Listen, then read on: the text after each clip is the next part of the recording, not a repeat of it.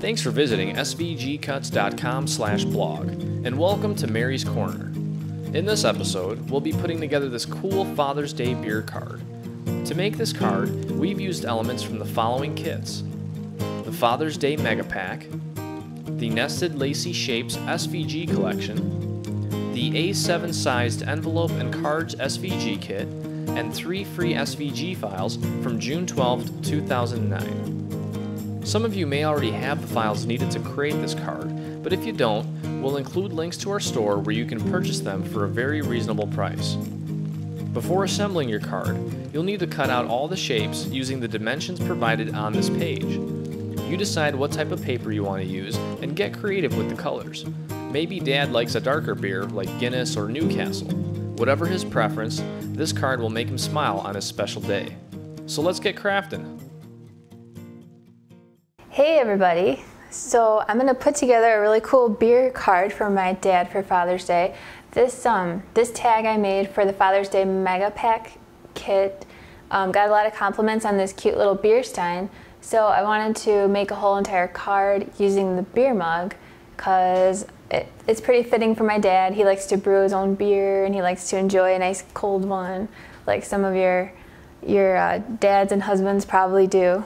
So I've already got all my pieces cut out here, and this is my card base, and I've already scored it, so I'm going to go ahead and fold it in half. And this actually comes out of this pack by AC Cardstock called Autumn, but any dark brown is going to look cool for this, so I figured I'd just let you know what papers I'm using. I've also got this AC Cardstock for some of the other brown colors. This one's called Neutrals. And that comes in 12 by 12 and letter size. And I just love the way that it cuts because it's not white core in the middle. It's like solid color all the way through.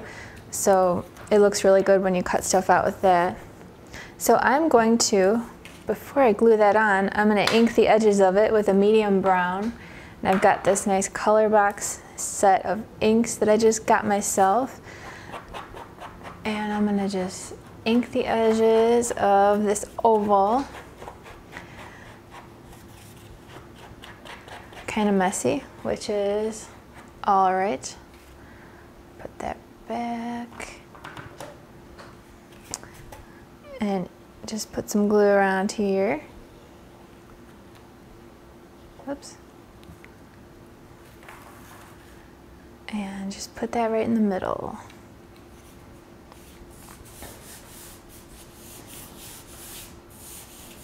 So that is going to go underneath this swirly layer, and I like the way that looks. It kind of, the oval is going to kind of, it's going to kind of showcase the beer stein, even though it is underneath these cool swirlies. And you can't go wrong with swirlies. They're just cool. I know they're hot right now, and maybe that'll last a while because they just look cool usually no matter what. So I picked out these various brown colors because it kind of looks like at a bar when you've got all the different colors of wood on the bar, behind the bar, or maybe at like a table with a booth or something. Plus it's kind of nice manly colors together. Okay, so I've got my swirlies and my oval on my card. And how about if I take a darker brown ink and just rub that around the edges.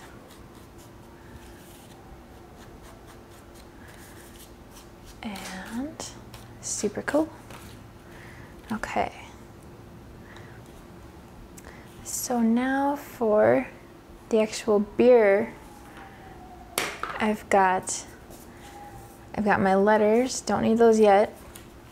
Now I've got my yellow base and then the white part, and then either this light tan or you could do a light gray for the top. And then I got crazy and I cut out the bottom part again using my Cricut matte cover so that it looks shiny like it's a piece of glass, maybe like it's a glass. So let's start by gluing the white onto the yellow.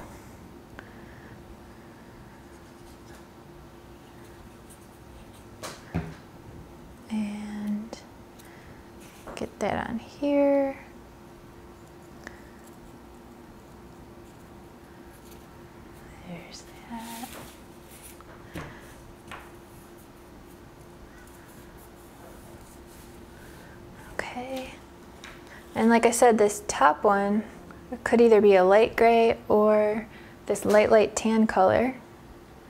Either way would look cool. But I figured since I've got a lot of warm colors already, I would stick with it and use light tan instead of light gray. Put that on there.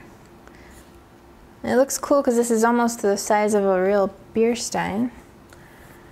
And I think I'm going to use some pop dots behind it when I put it on there. So it should look pretty lifelike. And now for this. This glue dries clear, and I've tested this ahead of time, and it did dry clear underneath here.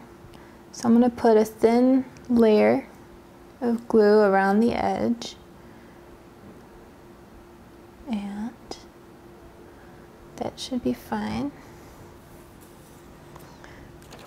Now this I want to let dry totally before I go messing around with it, because it does want to come off if you don't let it dry all the way. And I'm going to push it down with my fingers. And that looks pretty cool.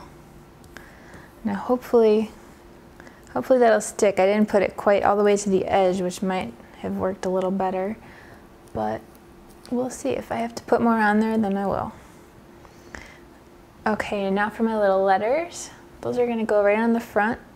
So let's get some glue on this.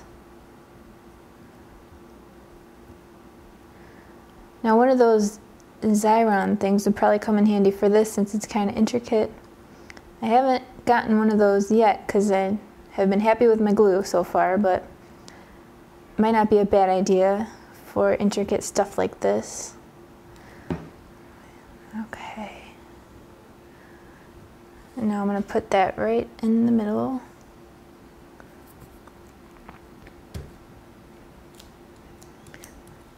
Oh, it's slipping around a little bit, so I'll be careful.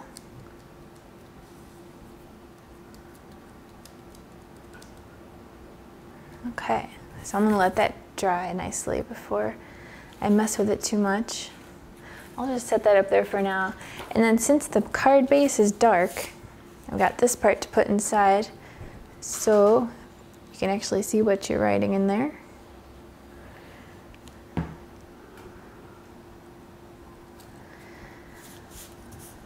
So that's that.